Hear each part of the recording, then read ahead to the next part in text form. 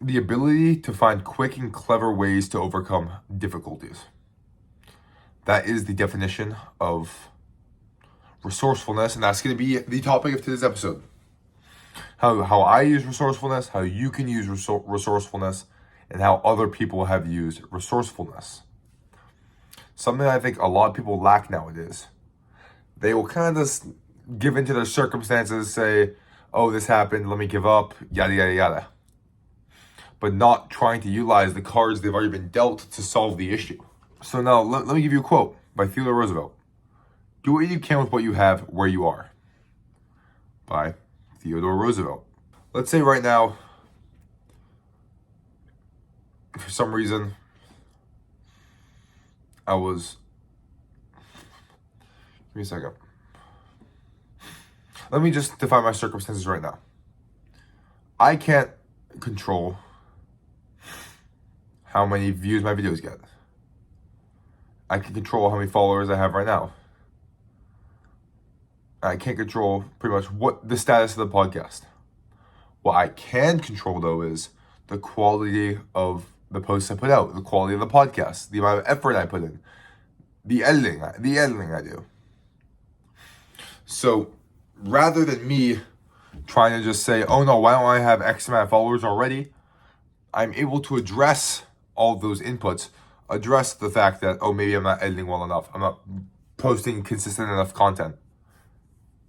Analyze my cards and maybe realize I'm not utilizing one of them to their fullest capacity. So let me talk about something where I think I'm very resourceful. Watch me breathe in.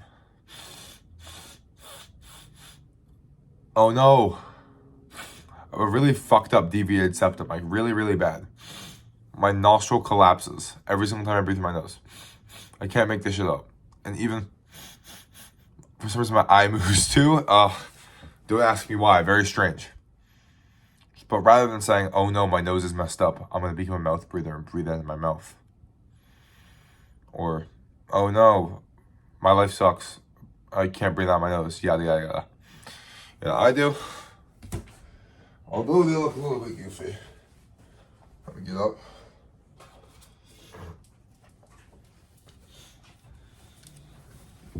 I decided to make an investment in these.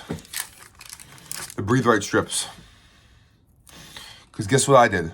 I found my issue, that being my nose not being able to breathe well. I looked up on YouTube ways to fix one nostril collapsing. Figured it out, it was a deviated septum. Once again, using a resource, being resourceful, going on the internet, which not a lot of people do. One way to alleviate congestion and lack of nasal breathing due to deviated septum. What happened? I found the Breathe Right strips. Put this baby on. Nostril still collapses a little bit, but not nearly as bad as it was. Able to breathe a lot better. And it doesn't look too bad. So that kind of gets into another example of resourcefulness. You have the entire internet at your fingertips. So whenever people can't solve a problem, they're not using the biggest index for YouTube videos, biggest index for pretty much anything they want. Literally, they have the world at their fingertips. And they're not being resourceful. An example of this is, I remember growing up in my house, people didn't know how to set up the HDMI cables on an Xbox and things like that. How did they not know how? Because they never were resourceful enough to teach themselves. So what I ended up doing, I was probably like 9-10 years old, going on YouTube, looking up how to set up an Xbox. I got the YouTube video, figured out, you just plug in the AC power cord, plug in the HDMI, and boom. I could solve a problem like that. You can't just lay down and lie when it comes to difficulties. You have to be able to search for an outcome and try to find that fix. Another thing that I can have addressed with resourcefulness is, I'm not super educated on this, but things like depression. Someone's depressed and they're like, oh, I'm depressed, let me go on medicine. Then they end up getting this medicine that fucks with their hormones, maybe makes them feel a little bit better, but overall doesn't attack the underlying issue. rather than going on the internet looking up, I'm sad, what can I do to fix this? And taking some of the advice on there.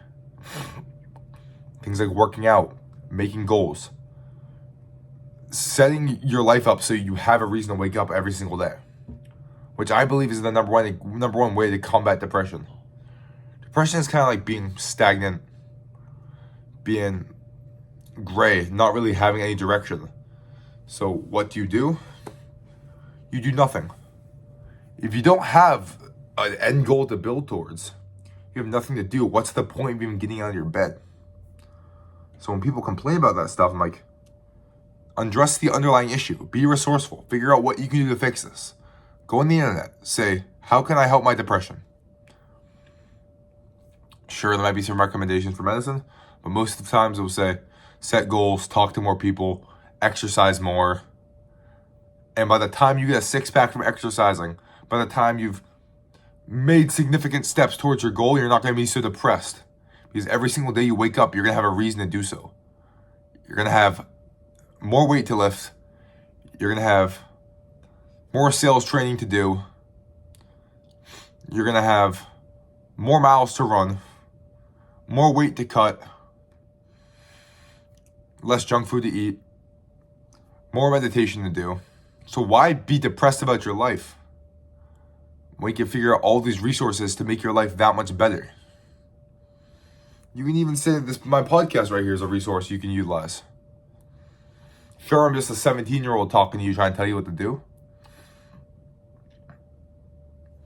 But the truth is, if you do listen to me and you see some things that may benefit you, because this is overall kind of a self-improvement podcast, that's what can be boiled down to, and I help you, then you're being resourceful. We hooked you in with maybe the entertainment, maybe me just being a mutual of yours, and you ended up learning a thing or two, learning something to help yourself. So now let me delve into something about limited resources. People that don't have a lot but can turn a lot from nothing. Think about something like a story like LeBron James. He didn't come from a lot. Lived in Akron, Ohio. Not a lot of money. Single mom. Was very difficult for him in life. Didn't really go to school growing up. Just because he was a troubled kid. Lived in poverty. But what did he do? He was resourceful. He understood he had this amazing athletic talent. So he capitalized on that. He worked very hard playing basketball, worked very hard playing football, got the exposure playing high school, was dubbed the chosen one. And rather than letting his circumstances determine what he does, he chose the good, he chose the upside he had, the resources he had, the limited resources being his athleticism, to cascade himself into one of the most amazing athletes of all time, cascading him into a billionaire. So it's not about how many resources you have, it's about what you do with those resources. I could say the same for myself. Recently, I accepted an appointment to the United States Coast Guard Academy. And I got in. But at first, I wasn't super sure what I wanted to do. It's a big portion of my life I'd be signing off. Not signing off, but it's a big portion of my life. I have to do a post-grad year at the Naval Academy, Naval Prep Academy. I have 4 years in the United States Coast Guard Academy where I will be playing basketball, so that's very fun. And after that, I actually have 5 years in the United States Coast Guard where I need to serve in the military. So I got a little bit of cold feet before making this decision. I thought maybe I wanted to do a gap year, maybe wanted to not even go to college. Until my dad opened my eyes, saw the resources I had. I talked to my father, I talked to some of my father's friends who are very intelligent, and they consulted me on my decision. Told me what I should do, heard me out on what my reasoning was and maybe why I didn't want to do it. And overall, talking to them and talking through what I wanted to do made me realize not accepting this appointment at the Coast Guard Academy would be kind of naive. Because like I said, not only is this Coast Guard Academy to set my future, but it's also going to be a resource. It's going to be a resource for me to network in the future.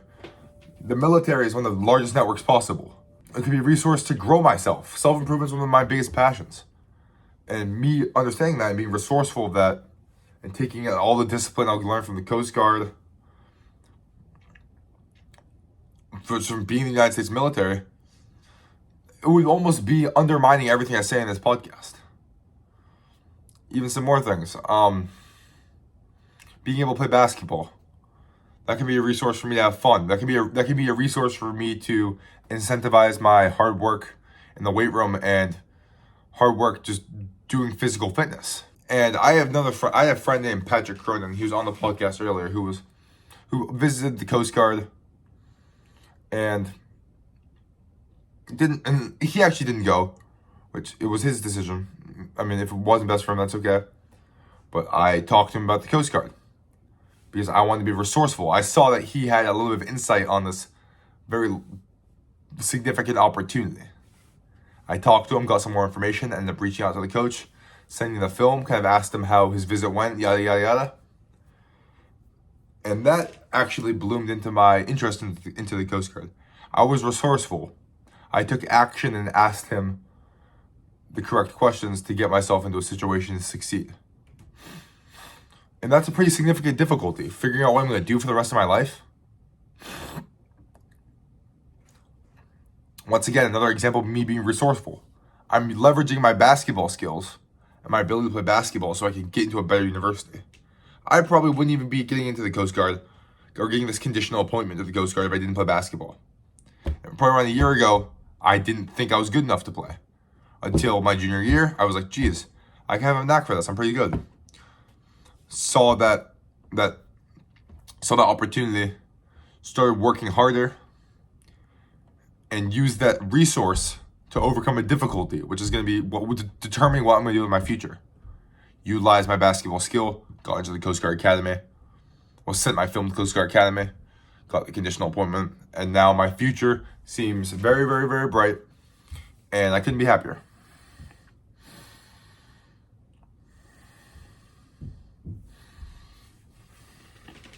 Now let me kind of talk about something that is very, very underrated. AI is a resource. So people sometimes will bash on AI, saying that you're lazy if you use AI, or don't use ChatGPT, do your own work. Oh, AI is taking over the world. But to be honest, if you're not using AI, you're kind of an idiot. Maybe if you're writing a thesis, you shouldn't use AI because you actually need your own opinion in there. Maybe if you're doing a review of a business, maybe if you're doing marketing, not marketing, but maybe if you're just writing a sales script, you're writing a letter to someone, you're doing things that require some human emotion, things like that, and things that you can't cheat on, like me in school, like writing an essay. I can't use ChatGPT because they'll understand that it's not me talking. But people need to be able to capitalize on ChatGPT for the bot labor they do.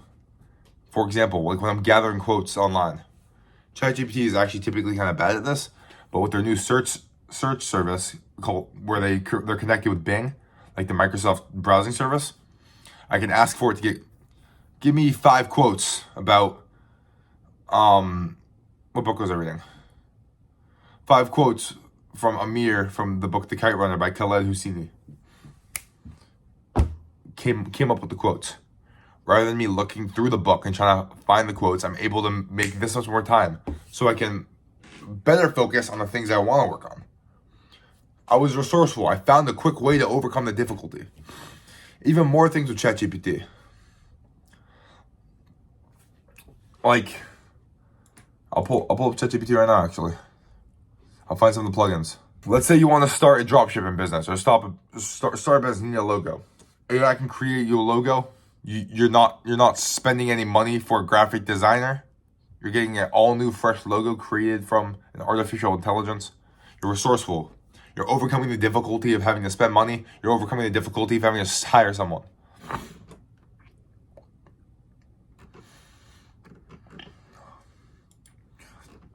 Let's see, there's a productivity tool here. I can use another example. I was struggling in physics class a pretty good bit, partly to me not paying attention. I wasn't being resourceful. I wasn't utilizing the time I had to pay attention to my teacher, so eventually I can overcome the difficulty of being able to pass calculus or being able to do well, not calculus, being able to do well in physics. So what I do, went home in my own time, used AI, which I knew was a resource I had, put in some of the stuff from the test review, said, teach me this. Why did this happen? Explain how you got this number. I was able to find an artificial intelligence teacher to teach me the majority of the physics unit. To be honest, I still didn't look at it enough to get an amazing grade. I passed, which is good. But I pretty much taught myself the unit by being resourceful and going on the internet and looking at ChatGPT and asking the correct questions. And this is actually something that interests me about AI in the future. I remember last year when ChatGPT first came out, my friend Troy Flood, if you're watching this, what's up, bro? How you doing? He actually his breath was taken away from ChatGPT, and he was saying how the future of education isn't going to be who can answer the questions, but it can be who can ask the best questions to ChatGPT to get the most interesting answers, get the most insightful answers. And I found that to be very, very, very, very interesting. Because what is asking the best questions? It's about being resourceful. It's about being as resourceful as possible. By asking AI the most complex questions to resolve the most difficult problems. It's exactly what resourcefulness is. Some more stuff on ChatGPT is it can teach you how to code. Very similar to what I was doing. But let's say you needed to make a quick Shopify store or something. I actually did this in the past. Me and your fellow podcast host, Eamon McKenna, wanted to create a dropshipping store. We wanted to capitalize on Mother's Day, and we created a store called Mom's Treasures, where we sold like rose bears, like little like Mother's Day rings. It fucking flopped. We ended up spending probably $200 in ad money, and it didn't do well because we thought it was just gonna be starving crowd. They buy up everything, and we'd make a couple $1,000s. Didn't end up working, but we pretty much made the website in 2 days. How? By utilizing AI, a resource we had. By utilizing YouTube videos and TikTok to figure out the budding products, the products that are already doing well. So we probably made a website in probably 5 hours. Less than that, probably 3 hours. Got up like that. It's a pretty solid looking website too. Eamon's pretty skilled. He can code, so he can code the website, make it look pretty. I can put in all the descriptions for the products, connect all the products from AliExpress. Boom, bam, bop. And we got up and going.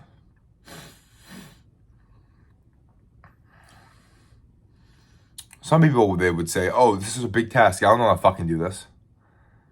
But once again, you can look it up, find a resource, maybe even find a book on web design.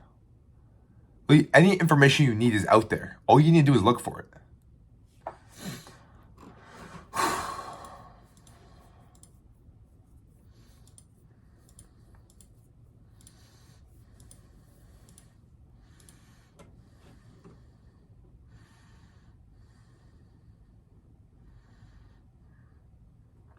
And speaking of being able to find problems, I saw something very, very, not find problems, but find solutions. I found something very, very, very interesting. It's something called mindstorming. Similar brainstorming, but a lot more effective. If I get a pen, I can get this going perfectly. It tends to work very well in business and things like that. At least that's where I saw the example.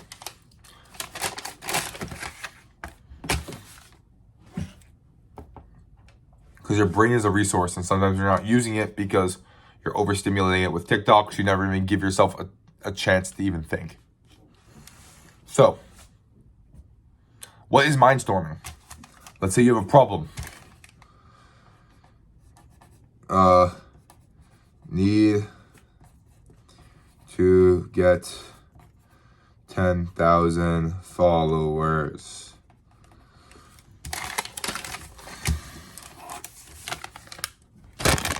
need to get 10,000 followers. What is mindstorming? You need to write down 30 solutions to this problem. 30. Don't go on your phone. Don't get it from the chair until you have those 30 solutions. You write and write and write. And as you keep on writing, and almost like those first initial broad thoughts get smaller and smaller and smaller, you're going to be able to bring out your most creative thoughts because you're putting yourself in a box to where you have to think.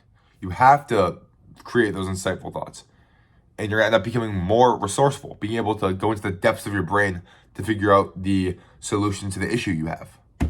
Then you go through those 30 solutions you gave and find the best one, implement that.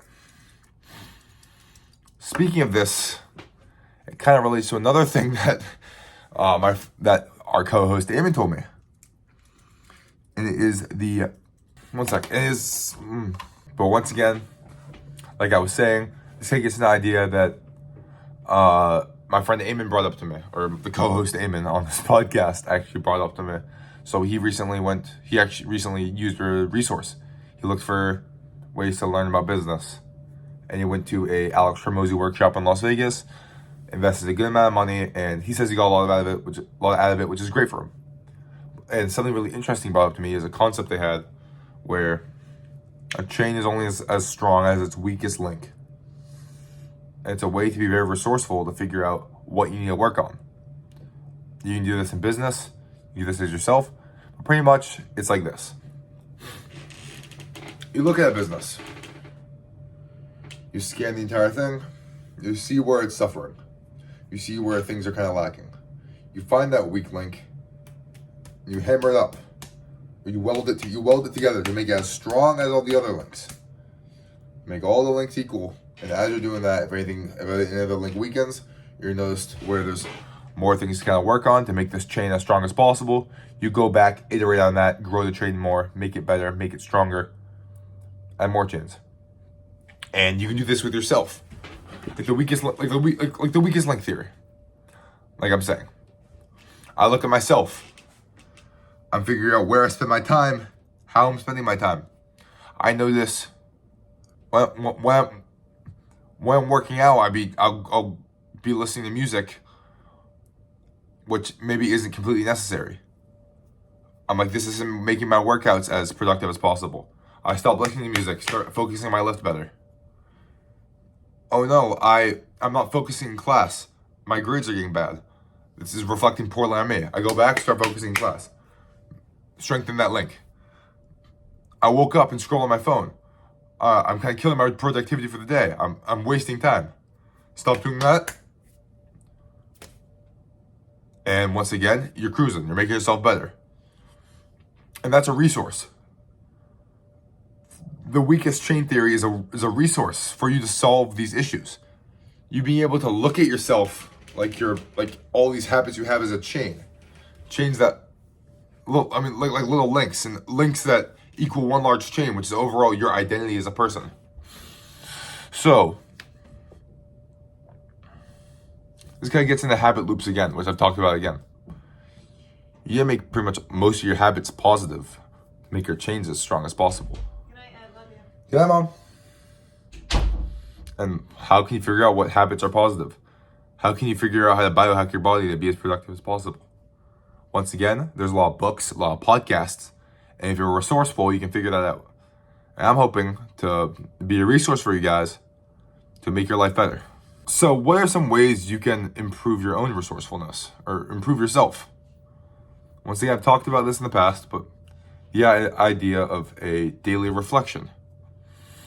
How are you going to be able to even find your weak links if you don't examine yourself? So every day you can do something like a self-examination. Figuring out what you did that was degenerative, that set you back. Figuring out what you did was good. Figuring out where you wasted time, figuring out where you used time productively. Iterate on that.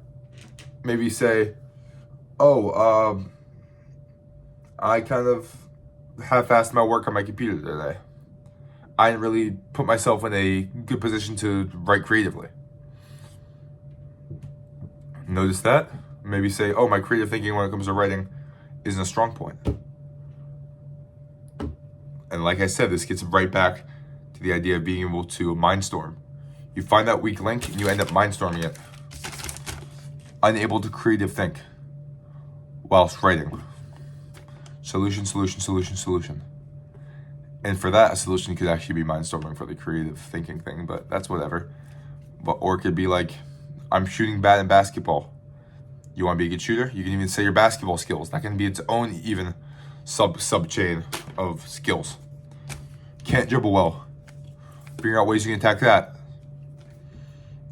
And being able just to iterate on your bad chains, weld them together so you overall can become a stronger whole chain instead of just a weak link, which is going to ruin you. So, and also growing up, I think being resourceful is one of the number one things you can do. Knowing who to seek out, being able to see those opportunities is the number one way to be resourceful. If there's somebody you can talk to where you can gain knowledge, you should definitely talk to them. Even if it might be difficult for you, get out of your comfort zone and talk to them. Use them as a resource. You know someone that has been already successful. Figure out how they got successful, learn from that so you can incorporate in your life, strengthen your chain links. You've had a book that someone read and it gave them a lot of value. Read the same book, take notes on it, utilize that as a resource to improve your life. Everything you go through can be a resource. Everything can be a way to learn, a way to iterate, if you can look at it correctly. I tend to be very good at to notice opportunities to grow. Whenever I have a setback, I use it as an opportunity, use it as a resource to grow. An example could be when I broke my leg. Why did I break my leg? Because I was fucking fat. I weighed too much. I didn't do the correct isometrics to re-strengthen my tendons. I didn't stretch enough. So what did I do the next year? I cut down on weight. I strengthened my tendons. I did mobility.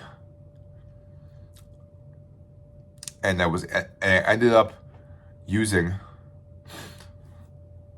that resource of me breaking my leg to overall come back and be stronger. And that's all I got today. Thank you.